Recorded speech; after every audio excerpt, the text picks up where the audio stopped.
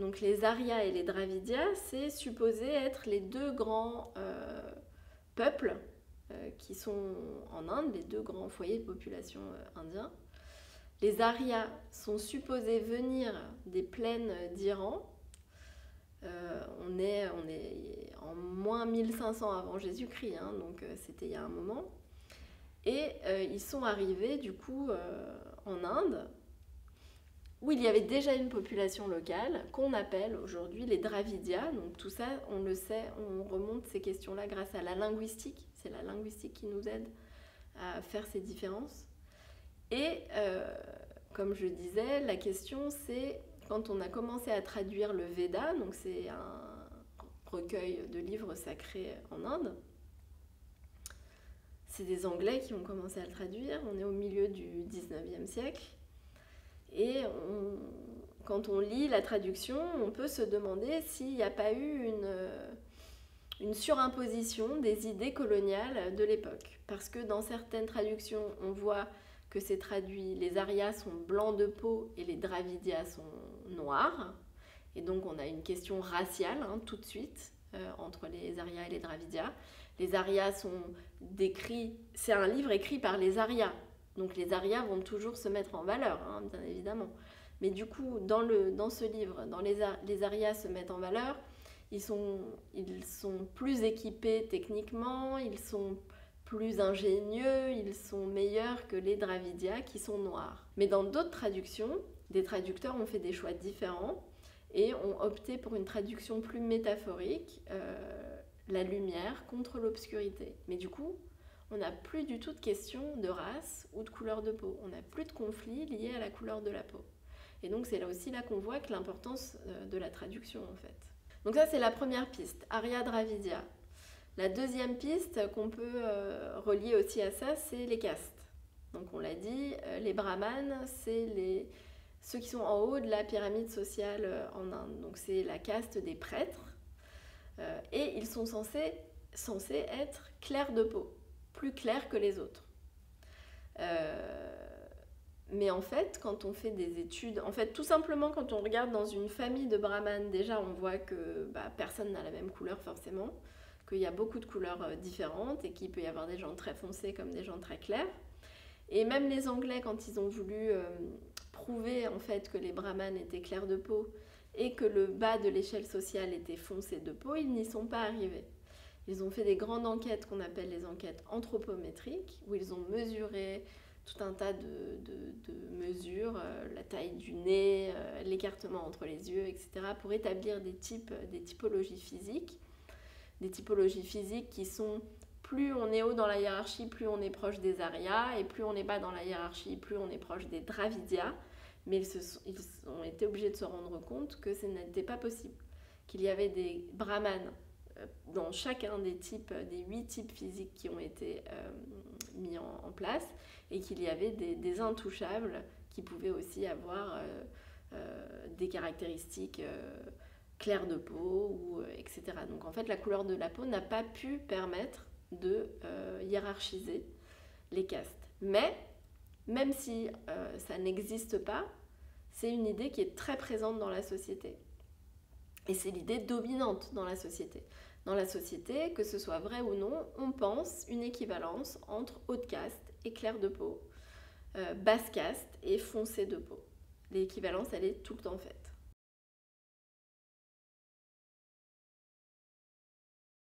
La blancheur, c'est la manière la plus facile d'avoir l'air d'appartenir à un groupe social dominant au sein de la société indienne.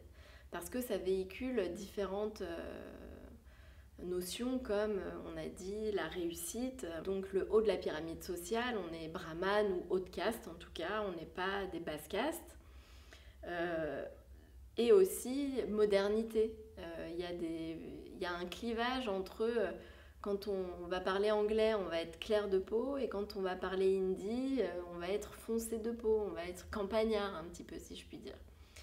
Mais ça, en fait, je dirais qu'il ne faut pas oublier qu'en France, on avait exactement la même manière de classer les gens à l'intérieur de la hiérarchie sociale française avant toute immigration, avant tout métissage.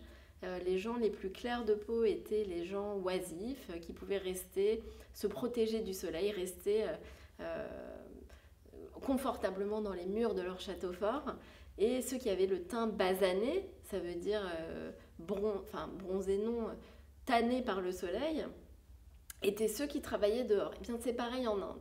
Parce que même si nous on les voit pas blancs par exemple, en Inde les gens savent qui est plus clair et qui est plus foncé. D'accord? Donc on voit qui est souvent à l'intérieur et qui est en train de travailler dehors. Donc ça, on va dire que c'est une hiérarchie qui est commune à quasiment toutes les cultures et les civilisations du monde. Il y a des Américains qui ont fait une étude, une recherche et qui se sont mis à classifier toutes ces cultures, civilisations dont on a des traces, hein, parce qu'il faut avoir des traces. Et alors, ils avaient relevé, je crois, ils avaient fait un décompte, c'était quelque chose comme 340 cultures identifiées préféraient les teints les plus clairs. 3 ou 4 on n'avait pas pu identifier de préférence ou n'avaient pas développé de relations colorées à la hiérarchie de la beauté, etc. Et seulement 2 ou 3 valorisaient les teints les plus foncés, notamment l'Égypte antique. Mais après, tout le monde n'est pas d'accord sur l'Égypte, donc vous voyez, c'est compliqué aussi. Mais en tout cas, en Inde, être clair de peau, ça veut dire avoir l'air de faire partie de l'élite, avoir l'air de faire partie d'une classe sociale dominante. Les produits blanchissants, ils sont aussi très populaires en Asie, dans toute l'Asie. Et encore une fois, on a pu le prendre pour une pratique d'occidentalisation des corps, comme le nez, le changement du nez ou le débridage des yeux. Et bien justement, autant si le nez, en Chine, on dit se faire un nez à l'occidental, c'est se faire un nez 3D, en 3D, parce qu'ils estiment que le leur est en 2D. Et de faire un nez 3D et de débrider les yeux, ok, on voit le rapport à l'Occident. Mais pareil, la blancheur en Chine, c'est quelque chose qui est, et au Japon et en Corée, c'est quelque chose qui est recherché, admiré, salué, loué dans la littérature populaire traditionnelle depuis 2000 ans. On a retrouvé des recettes que les impératrices chinoises préparaient à base de poudre de perles pour pouvoir avoir le teint blanc. Donc, et encore une fois, là il y a des textes japonais sur la question où la blancheur japonaise est considérée comme supérieure à la blancheur occidentale. Vous voyez, donc simplement toujours cette idée, moi dans ma thèse, de dire attention, certes en Occident on s'est autoproclamé comme blanc, mais en fait, il y a d'autres peuples qui se considéraient comme blancs et qui avaient développé leur idée de la blancheur et qui avaient créé leur hiérarchie sociale et de beauté à travers la blancheur.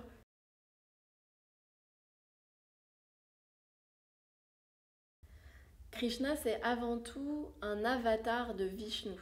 Donc, être un avatar de Vishnu, ça veut dire qu'on est la descente, l'incarnation de Vishnu sur Terre. Vishnu est le dieu bleu par excellence.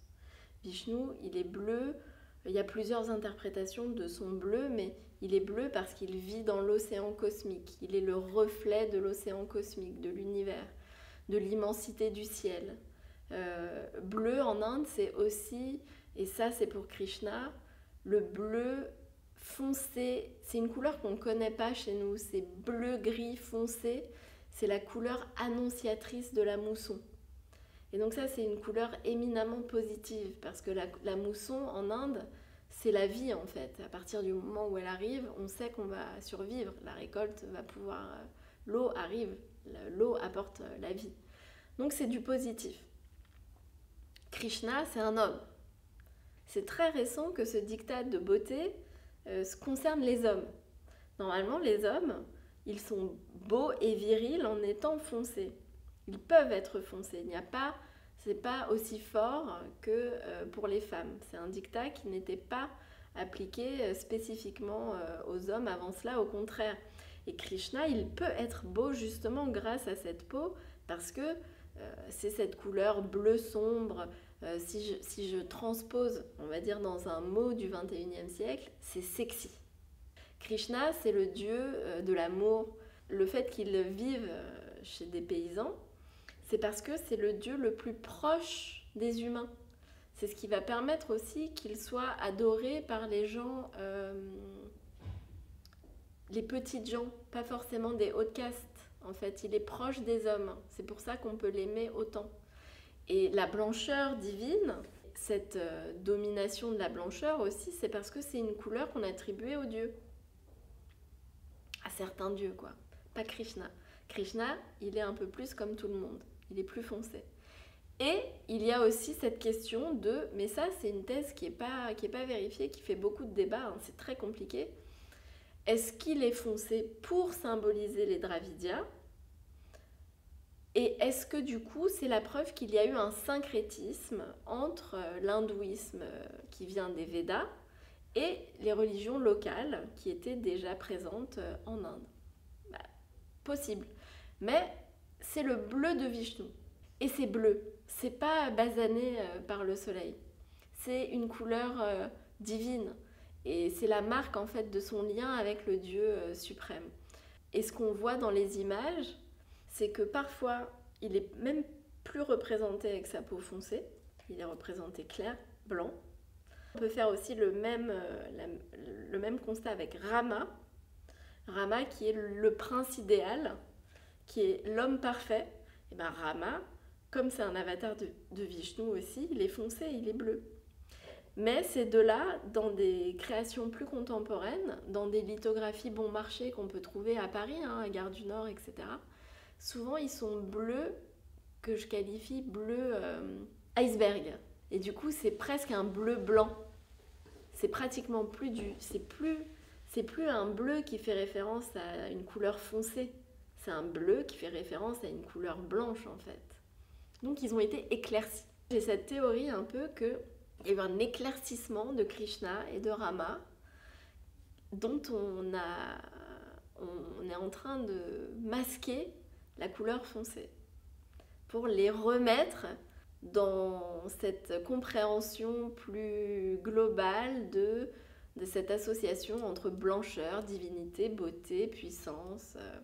Alors que Rama, c'est vraiment très intéressant parce que si on lit les textes, dans le Ramayana, Rama est bleu et c'est son frère, Lakshmana, qui a le teint doré. Et bien souvent, dans les représentations, on voit Rama de la même couleur que Lakshmana. Il n'y a pas de raison technique à ça, parce que derrière, on voit des arbres bleu-gris, on voit des nuages. C'est pas, ce que je veux dire, c'est que le peintre n'a pas manqué de pigments. Le peintre a délibérément choisi de ne pas montrer la couleur divine de Rama ou de Krishna. Pourquoi? Malheureusement, ça, on ne peut pas répondre à la question, mais je trouve que c'est très intéressant, cet effacement de la couleur, de leur couleur sombre dans les représentations, que ce soit en peinture, en lithographie moderne. Et Krishna, c'est encore plus vrai parce que Krishna, son nom même, Krishna, veut dire le sombre, noir en sanskrit. Donc finalement, le dépossédé de cette couleur, c'est forcément signifiant pour moi, ça ne peut pas être anodin.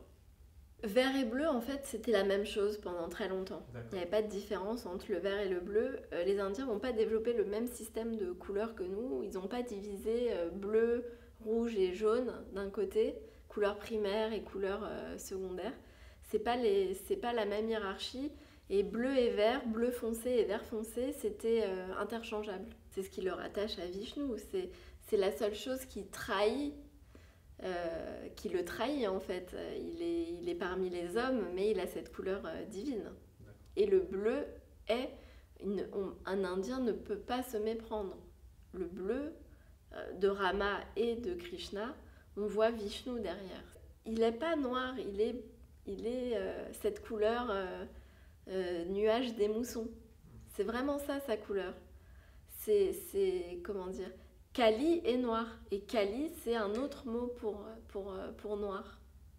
Mais c'est aussi le mot qu'on va utiliser, justement en hindi, on va dire Kala. C'est extrêmement péjoratif. C'est le noir foncé. Donc Kali, c'est aussi un autre type de noir. Et elle est pour d'autres raisons. Elle n'est pas liée à Vishnu. Mais Krishna, c'est sombre. Ça n'est pas le noir de l'Occident. C'est un gris noir bleu fumé, je sais pas comment, voilà, il faut imaginer ces nuages gorgés de pluie Mais avec du bleu, c'est quand même bleu ou vert, enfin, c'est plus proche de la vraie couleur de Krishna que noir. C'est pas tellement une question de beauté, c'est vraiment sexy, c'est attirant, c'est viril. Et Krishna, c'est le dieu qui rend fou, c'est le dieu pour lequel on éprouve un amour débordant, une passion enivrante. Et il y a le côté vraiment sensuel et magnétisme physique, on va dire. Et ça va avec la couleur des moussons, qui est une couleur qu'on va pouvoir utiliser pour décrire un homme, même un homme non divin, hein, normal.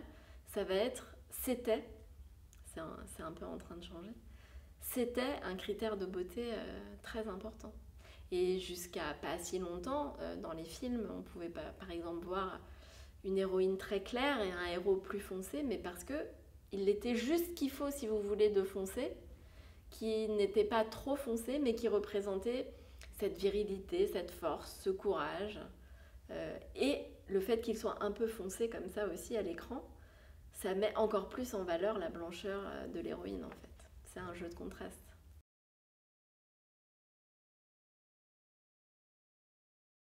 Le héros, l'héroïne est quasiment toujours le ou la plus claire. Quasiment. C'est quand même très rare que ça soit pas le cas. Il y a plusieurs exemples, mais je pense que ce qui est important de comprendre, c'est que même si à l'intérieur du film on peut faire des hiérarchies, dans le film tout le monde est clair par rapport à la population. Je crois que ça c'est vraiment important à réaliser.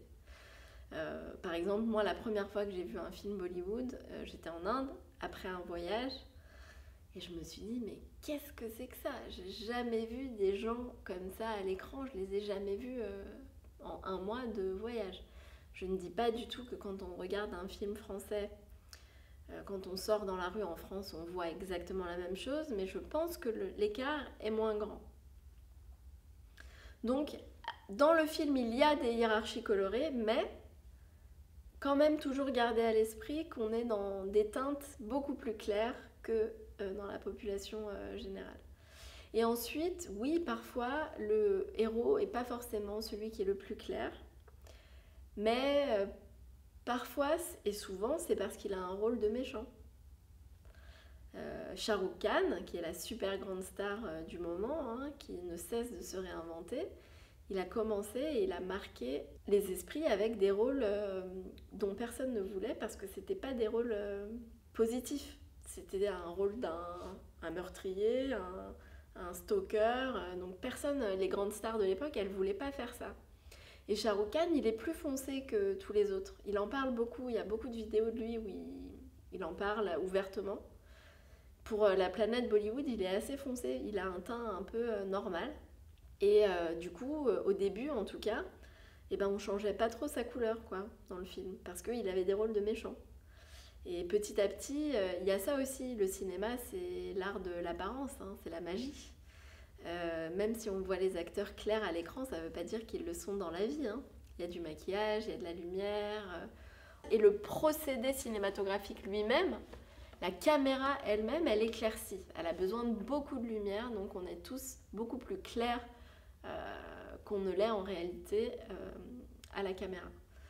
Donc il y a triple action, le procédé en lui-même, le procédé cinématographique, l'éclairage, le maquillage.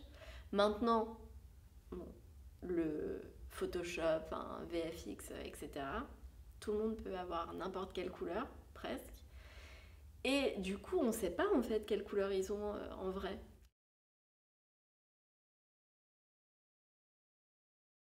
Les générations d'aujourd'hui, elles ont été convaincues que les blancs de l'Occident sont les blancs, que la blancheur est entre les mains de l'Occident, ce qui n'était pas forcément le cas avant.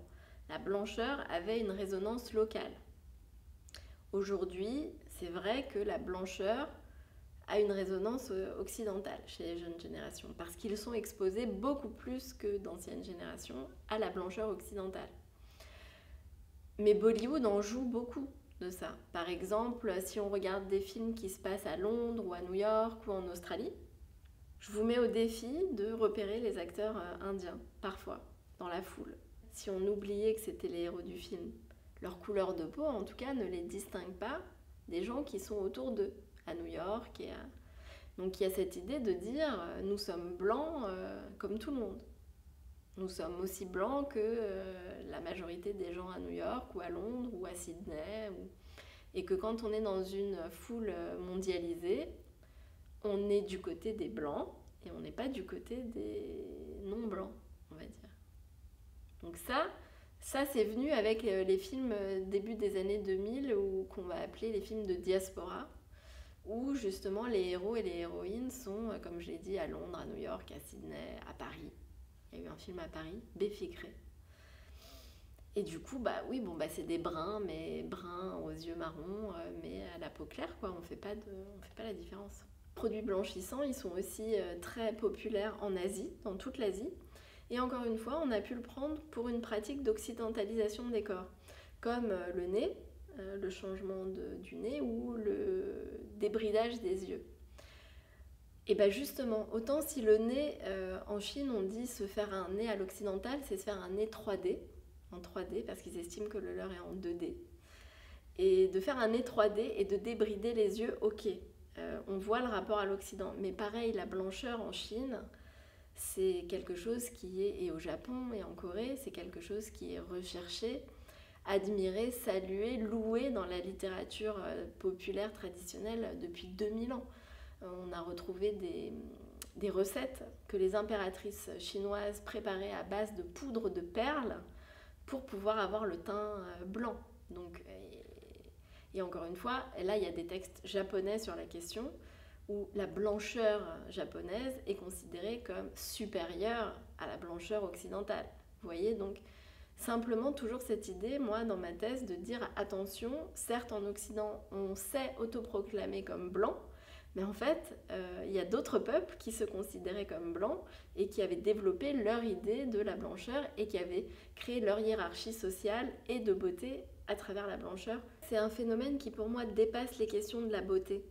Parce que c'est pas juste, on n'est pas beau ou pas terrible, ça va jusqu'à déterminer, c'est pas des blagues ce qu'on voit dans les pubs en fait, ça impacte toute la vie. J'ai eu des témoignages de gens extrêmement marqués parce qu'ils n'arrivaient pas à se faire d'amis, parce qu'ils se trouvaient eux-mêmes trop foncés, ils étaient tellement complexés qu'ils avaient l'impression que s'ils ne trouvaient pas de travail c'était à cause de ça. Pas de mariage, on n'en parle pas. Les mariages, l'économie des mariages est bien sûr derrière tout ça. On veut que des filles et maintenant des garçons. Hein, c'est un diktat qui est venu chez les hommes. Clair de peau, grand, mince, enfin tout un tas de critères qui n'existaient pas forcément avant. Donc c'est vraiment un phénomène social total. Ça dépasse les questions de beauté. Quand je veux faire comprendre à quel point c'est un phénomène important, je le relie à la question de la minceur chez nous. Il y a eu des sociologues, des anthropologues qui ont travaillé sur la place de la minceur dans les sociétés, les grandes compagnies. On ne peut pas être, je vais employer un mot, je suis désolée, on ne peut pas être grosse et travailler, avoir un poste haut placé dans la banque par exemple. Ou être trader. C'est corrélé tout ça aussi. Il y a beaucoup de gens qui travaillent sur la beauté, la minceur, le muscle. Maintenant, on a dépassé la minceur pour être... maintenant, il faut un corps musclé, sculpté. Dans tous ces postes à pouvoir, la banque, la finance, parce que ça démontre des capacités de contrôle de soi, discipline, d'être focus sur quelque chose. On prend des caractéristiques physiques pour en faire le reflet d'un état mental. Et bien en fait, la blancheur de la peau, c'est ça aussi. Ça va aller exactement, ça va toucher les mêmes points d'ancrage que la minceur et le corps sculpté et svelte chez nous. Ça paraît, peut-être qu'en France on est un peu moins sensible à ça, ça paraît hallucinant de dire ça, mais aux États-Unis, il y a tout un pan de la société où c'est impossible de ne pas avoir un physique musclé, sculpté, même pour un homme et une femme, et avoir un job haut placé en fait. Ça ne fonctionne pas. Et être beau et belle, en tout cas dans le sens rentrer dans les canons de beauté. Et en Inde, la question de la couleur de la peau, c'est vraiment sur le même système. Plus, avec encore plus la pression du mariage, même si aux États-Unis, bien sûr, On ne peut pas rencontrer quelqu'un si on n'est pas au top physiquement, hein, dans ce qu'on croit, hein, dans les dogmes. Et ben en Inde, on ne peut pas rencontrer quelqu'un, on ne peut pas se marier si on est trop foncé. Trop foncé, ça veut dire quoi? Trop foncé par rapport à sa caste, trop foncé par rapport à la région dans laquelle on vit, et trop foncé par rapport à sa famille. Hein. Il y a mille échelles sous échelles. Moi, quand j'ai fait mon terrain, c'était un peu indélicat, j'étais un petit peu mal à l'aise, mais je demandais aux gens, j'avais une palette imprimée, c'était une palette de fond de teint que j'avais pris en photo et que j'avais imprimée, avec des numéros dessus. Et je demandais aux gens de me dire quel numéro ils considèrent qu'ils sont. Et moi, je leur donnais aussi un numéro après dans mes notes. Et je comparais les numéros qu'on se mettait, entre guillemets. Et c'est très drôle parce que c'est éminemment subjectif tout ça. Il y avait des personnes qui, comme elles sont claires dans leur famille élargie, dans leur environnement social, se mettaient des notes assez claires, alors que moi je les voyais, disons, elles se mettaient 4, moi je leur mettais 8 ou 9, parce que au sein de leur système, elles sont parmi les plus claires. Et donc on leur renvoie toujours cette idée de tu as de la chance, t'es clair, toi tu es clair, tu vas réussir, tu vas avoir un mari, tu vas avoir un bon job. Et à l'inverse, des personnes qui pouvaient être très claires, quasiment ma couleur, mais qui étaient plus foncées que tout le monde dans leur famille, ça arrive, se voyaient beaucoup plus foncées qu'elles ne l'étaient. Donc il y a aussi tout ça derrière. Il y a tout cet état psychologique derrière de comment on se voit, comment on se perçoit, et où on est dans la hiérarchie sociale de son environnement direct.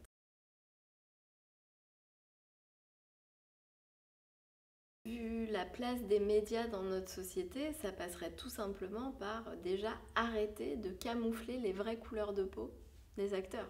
Déjà rien que ça. Si on acceptait les acteurs pour la couleur qu'ils ont, bah déjà peut-être que ça ferait avancer les mentalités. Il y a une actrice qui s'appelle Priyanka Chopra, qui est très célèbre. Elle a commencé à parler alors qu'elle a fait la pub, hein, elle a été ambassadrice pour une crème blanchissante. Et elle a commencé très tôt, c'est une des premières à avoir commencé à dire qu'elle en avait marre de jamais se voir comme elle est, d'être blanchie, qu'elle ne se reconnaissait pas. Et il y a une couverture de Vogue India qui la montre sous sa vraie couleur.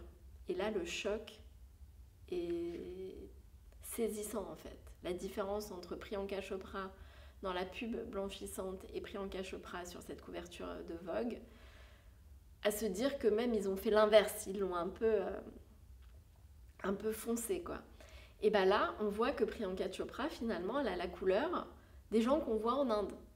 Elle a une couleur normale, elle n'a pas une couleur différente. Vu la place du cinéma en Inde, c'est l'art suprême. Si on veut que les choses changent, il suffirait tout simplement juste déjà d'accepter la couleur des acteurs et des actrices et d'arrêter de les blanchir à l'écran. Et ça serait déjà un pas monumental.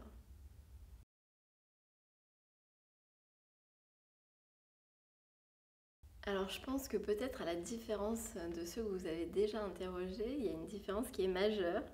Je suis plus jeune et je suis une femme. On met sur les épaules des femmes cette question de la beauté comme si on devait nous aussi être... c'est quelque chose qu'on intègre très vite, petite fille. On doit être belle et intelligente ou que belle, mais on doit être belle, quoi. Donc, moi, mon rapport à la beauté, en plus, comme je suis des années 90, il est très clair, il est très net, lié à la minceur.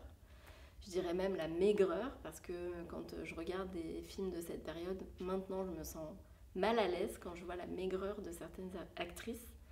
Heureusement, on a dépassé ça, on est toujours dans la minceur, hein, mais on n'est plus quand même dans l'extrême maigreur des années 90, qui était quand même, faut dire, pas très saine, quoi, qui était assez maladive. Donc je dirais que mon rapport à la beauté, il a toujours été complexe aussi, parce que j'ai fait des études universitaires de philosophie, d'anthropologie, et que, par exemple, on me disait, avant d'aller à un colloque, ne mettez pas de rouge à lèvres, ne venez pas en jupe. Comme si c'était une tare, comme si c'était un problème d'aimer mettre du rouge à lèvres, d'aimer se maquiller quand on fait des études et quand on fait de la recherche. C'est comme si on ne pouvait pas avoir justement son propre rapport à la beauté dans un certain cercle, quoi. Il fallait se conformer à l'idée de la beauté du cercle, c'est-à-dire que on peut être une beauté féminine, mais dans ce cas-là, il faut être discrète. Pas mettre de jupe ou pas de jupe trop courte, pas mettre de rouge à lèvres, pas venir trop maquillée, etc. Parce que sinon, on tombe dans une version de beauté féminine qui ne serait pas acceptable pour ce cercle-là. Donc ça, c'est quand même assez compliqué, quoi, quand on doit gérer ça. Et du coup, moi, j'ai toujours été, je dirais, à l'inverse, parce que j'aimais pas du tout qu'on m'impose ça. Et bon, même si j'en ai pas aujourd'hui, j'ai une passion immodérée pour le rouge à lèvres rouge, parce que c'était un moyen pour moi aussi de dire, mais en fait, je fais ce que je veux. Je peux venir à un colloque d'anthropologie avec du rouge à lèvres rouge si j'en ai envie. Donc pour moi, le rapport à la beauté, il est très important et il est lié toujours à ces dictats qu'on impose aux femmes. Et j'avoue que j'ai toujours été envieuse et admiratrice de mes collègues ou de mes amies anglo-saxonnes qui ne se posent pas ces questions-là, quoi. Quand j'allais à des colloques à Londres, je voyais des filles avec la moitié du crâne rasé, des tatouages. C'est au début des années 2000, hein, le tatouage, c'était pas ce que c'est aujourd'hui. Moi, j'en ai un, je le cachais. Et c'est ça qui est bien aussi d'échanger et tout, c'était de voir que dans d'autres milieux, c'était pas comme ça. Et il y a ce rapport, encore une fois, de hiérarchie, hein, parce qu'on est quand même dans une société de l'apparence. Et que du coup, on sent très bien que si on n'est pas assez belle, oui, on se demande si on va se marier, si on va réussir. Moi, j'étais entre deux injonctions. Je lisais beaucoup de textes et je travaille sur le cinéma, sur les images, où pour réussir, il faut être très belle, très beau. Et d'un autre côté, j'étais dans un milieu qui brimait les filles qui étaient belles et jolies. J'ai des collègues sublimes, magnifiques, qui s'habillent comme des sacs pour faire oublier qu'elles sont belles. Et j'ai toujours trouvé ça extrêmement dommage. Donc j'ai un rapport conflictuel avec la beauté.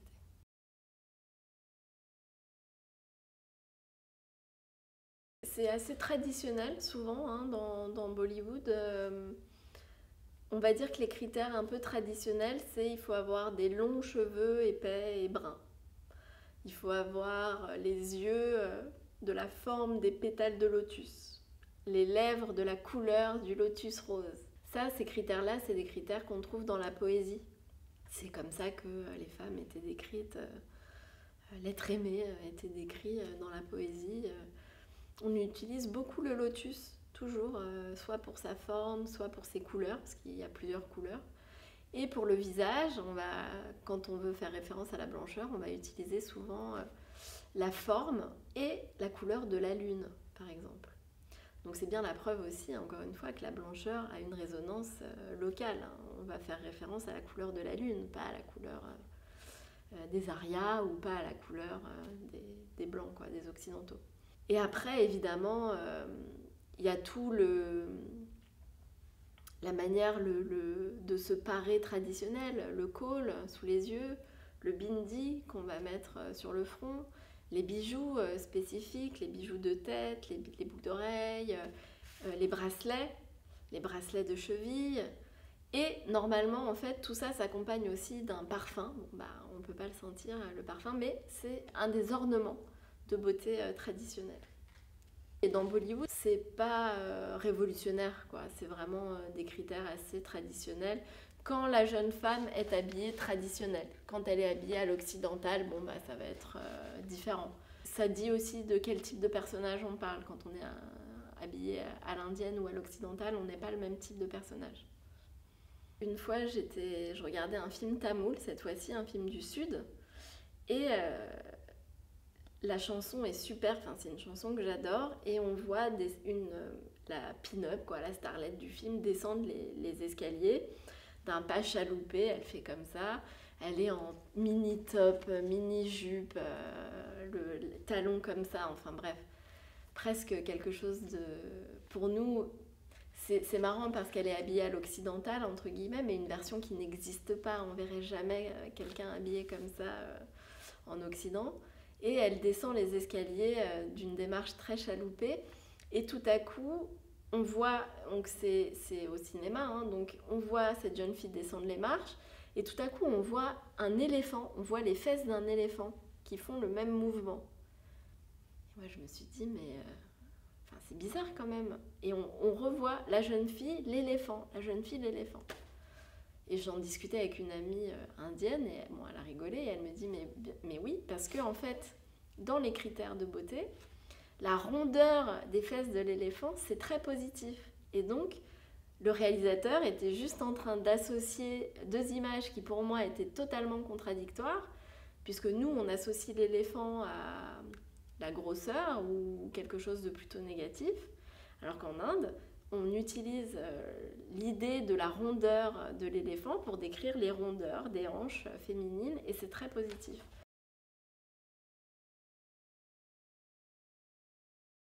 La pub chinoise, elle est clairement raciste, puisqu'on a deux races qui n'existent pas, hein, bien sûr, et une transformation. Il devient asiatique. En Inde, on n'a pas ça. En Inde, ce sont des Indiens qui restent des Indiens. Donc on va parler de colorisme. Même si moi je pose la question du racisme, et on peut se la poser justement si on prend l'angle toujours de notre question sous le point de vue Arya-Dravidya. Parce qu'il y a des courants aussi en Inde qui veulent en faire une question de race. Une question de race avec tout ce qu'il y a de dangereux derrière, hein, le non-mélange, un refus de la mixité, la considération que les personnes qui sont mixtes sont inférieures socialement, etc., etc. Mais du coup, c'est une grande question. C'est à ce moment-là que la question de la caste peut rejoindre aussi la race à travers la question de la couleur de la peau. Et ça, c'est aussi un domaine qui est recherché en ce moment. Des chercheurs se posent ces questions. Mais c'est vrai que sinon, on parle de colorisme puisqu'on est au sein de la même société.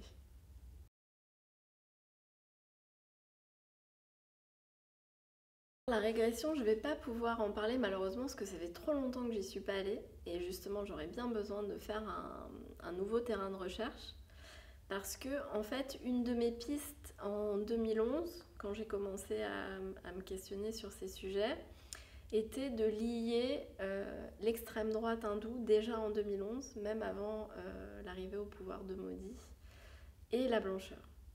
Parce que dans les témoignages que j'avais eus, j'avais senti quelque chose de lié à une revendication raciale.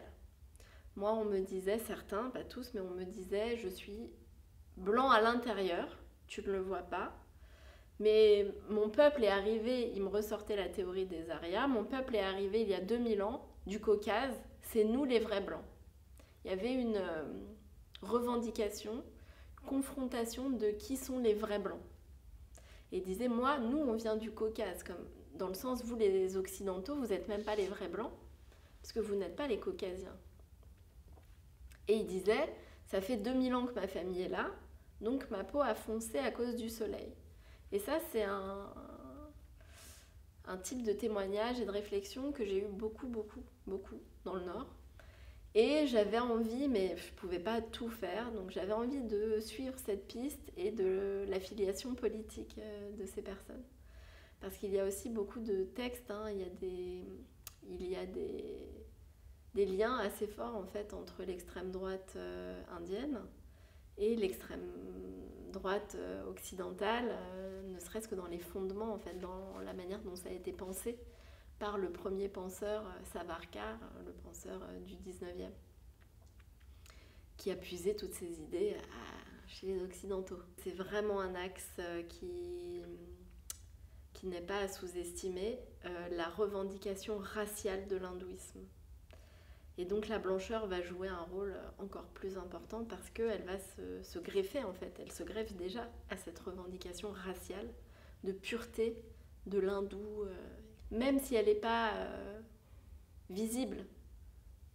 on revendique qu'elle soit génétique en fait. Il y a des campagnes de mesures génétiques, il y a des volontés de prouver la caucasianité des Ariens, Ariens, en faisant des recherches génétiques. Et ça, c'est, je trouve, extrêmement grave, dangereux. Ça va pas du tout dans le bon sens du vivre ensemble en Inde.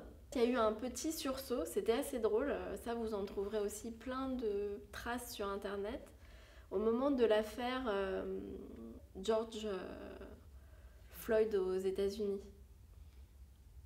tout le monde s'est mis à dire Black Lives Matter, etc. Et même en Inde, ce qui était assez risible et assez hypocrite. Parce qu'on a vu des gens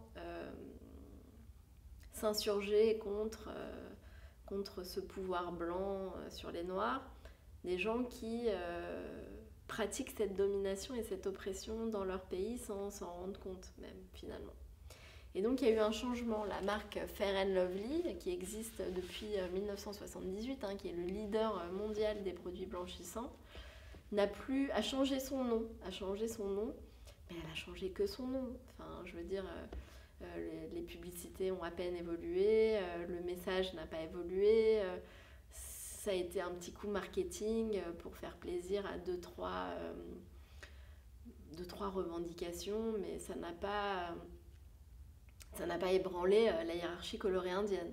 Et donc c'est un moment très intéressant parce qu'il est assez hypocrite. Des gens qui se revendiquent blancs au sein de leur société se sont mis à se revendiquer brown dans ce débat mondial de tous contre l'Occident, contre les blancs occidentaux, entre guillemets. Et donc ça rajoute une complexité au discours, puisque on est blanc en Inde, mais brown à l'international, quoi. Et donc c'est toujours cette capacité à se positionner par rapport à qui, par rapport à quoi, sur quelle échelle, par rapport à quel groupe, qui est en face, quoi, voilà. Et donc les Indiens sont assez forts parce qu'ils peuvent jouer sur énormément de tableaux. Et ce qui est intéressant avec l'Inde, c'est que justement, ils vont pas être classés de la même manière, entre guillemets, en France, aux États-Unis, en Grande-Bretagne, par exemple. Aux États-Unis, ils vont s'auto-classer brown ou Asian. Ça viendrait pas à l'esprit d'un Français de mettre l'Inde dans l'Asie. Et en Angleterre non plus, parce que comme ils ont un rapport dicté par les anciennes relations de colonisation, les Indiens sont forcément des browns en Angleterre, donc forcément ce qui va s'opposer aux blancs. Alors qu'aux États-Unis, Asian, c'est pas forcément ce qui s'oppose aux blancs, c'est un groupe intermédiaire entre les blancs et les noirs et les latinos qui, eux, sont clairement opposés aux blancs. Et les Indiens jouent sur ces différents tableaux. Et ça aussi, c'est un rapport à leur blancheur, à leur manière d'être blanc. Il y a la blancheur de la peau, mais il y a une blancheur culturelle aussi. Et c'est justement sur tous ces tableaux-là qu'ils jouent avec leur blancheur au pluriel.